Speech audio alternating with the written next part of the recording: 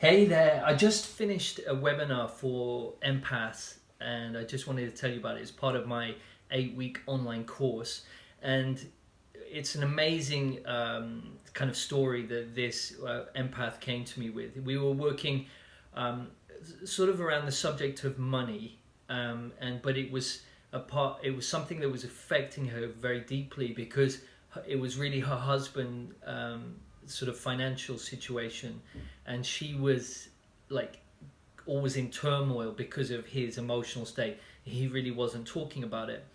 As empaths know, you empathize with people. You really download their emotions. So let me just I'm bringing up the notes of the session because I just finished it.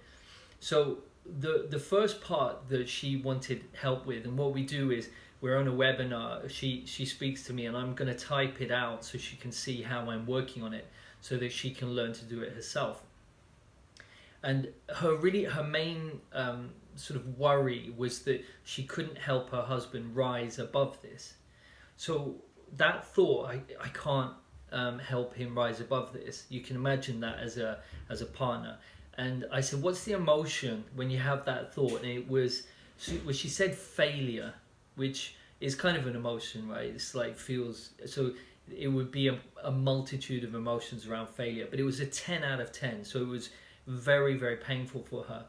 Now, what was interesting is what I went to look for the underlying energetic weakness to this situation with her husband, and what came up as the number one thing was her husband.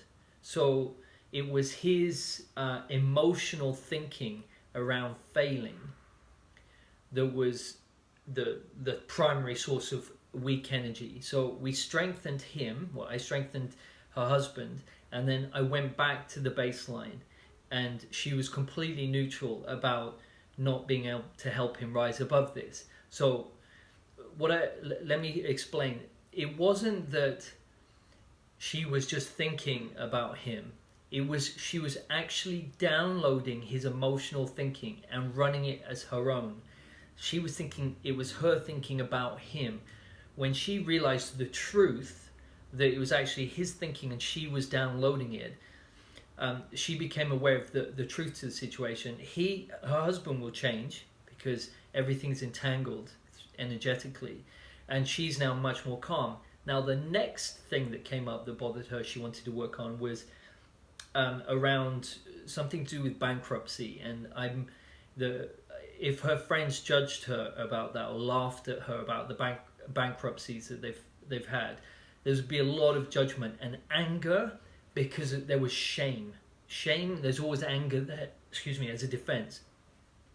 Now, we found a few things around karma, and you don't have to believe that, but she had bankruptcy karma, so she had like banking karma, and we resolved that. And then I also came up, and I wanted to ask her, what does she think about greed? Because what was happening was they'd make money and then they'd give it away, they'd lose everything. So if you think about the yin yang here, or this universal balance, there's greed, and then there's like selflessness or giving everything away.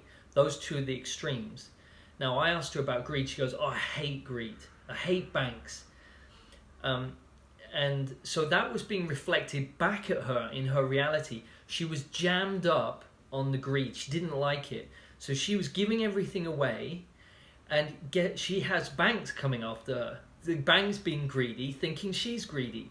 So there's this web in life. There are these rules. There's this energetic universe. Everything is connected via laws. So her homework was to go away and think why banks are good.